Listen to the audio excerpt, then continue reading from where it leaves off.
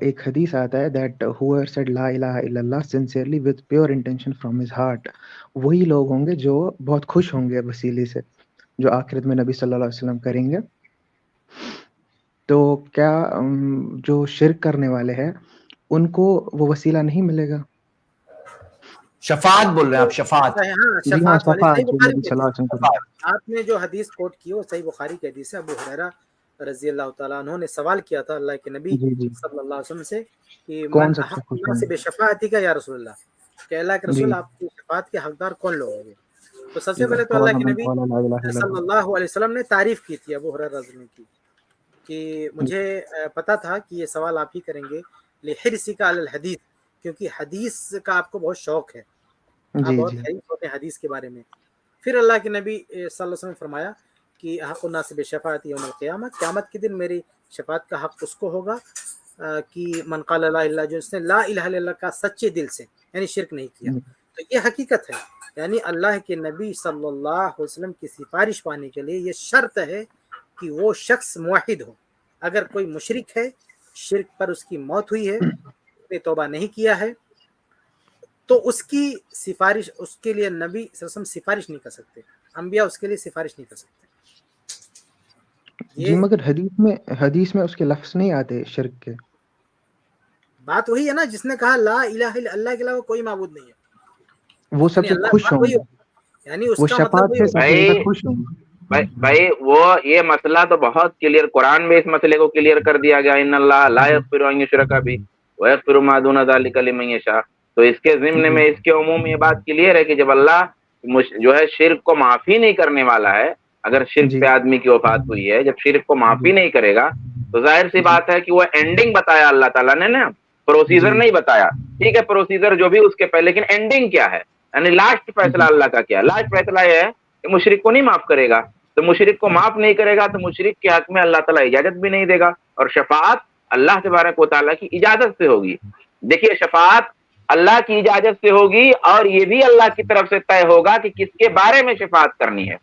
اب ادھر اللہ نے کہا مشرک کی شفاعت، مشرک کی مغفرت نہیں ہوگی، ظاہر سی بات ہے جب مشرک کی اللہ مغفرت نہیں کرے گا تو مشرک کے لیے شفاعت کی اجازت کیسے دے گا؟ تو شفاعت کس کے بارے میں کرنا ہے اور شفاعت کون کرے گا اور کیا کرے گا، یہ ساری باتیں اللہ تبارک و تعالیٰ نے کے یہاں کلیئر ہیں۔ تو اس سے سمجھ میں آتا ہے کہ وہ چیز وہی شرک اور توحید والی بات ہے، یعنی اور بس دیگر یہ روایتیں اس کو کنفیوژن کلیئر تھا۔ کر رہی ہیں۔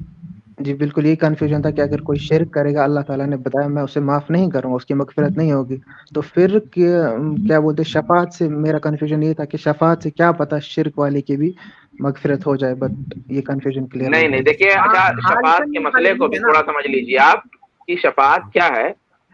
شفاعت کا یہ مسئلہ نہیں ہے کہ اللہ تبارک و تعالیٰ نے کسی کے بارے میں طے کر رکھا ہے کہ اس کو جہنم میں ڈالوں گا یا اس کو جی جہنم میں سے کبھی نہیں نکالوں گا، اور پھر شفاعت کے ذریعہ وہ جہنم سے نکل جائے گا، ایسا نہیں ہے۔ یہ ساری چیزیں اللہ کے پلان میں آلریڈی ہیں۔ بات کی نوعیت کیا ہے کہ اللہ کے رسول صلی اللہ علیہ وسلم کا ایک مقام کو جس طرح اللہ تبارک و تعالیٰ نے دنیا میں ایک دم بالکل کلیئر اور نمایاں کر دیا، اسی طریقے سے اللہ کے رسول کے مقام کو، مقام رسالت آخر کو اللہ تبارک و تعالیٰ آخرت میں بھی نمایاں کرے گا۔ مثال میں تو کوئی یعنی مماثلت نہیں ہے، صرف فہم کے لیے کہ جیسے ہم نے انعام دینا طے کر رکھا ہے، فلاں لڑکے اول آیا ہوا ہے، دوم آیا ہوا ہے، اس کو تشجیعی انعام دینا، حوصلہ افزائی کا انعام طے ہے۔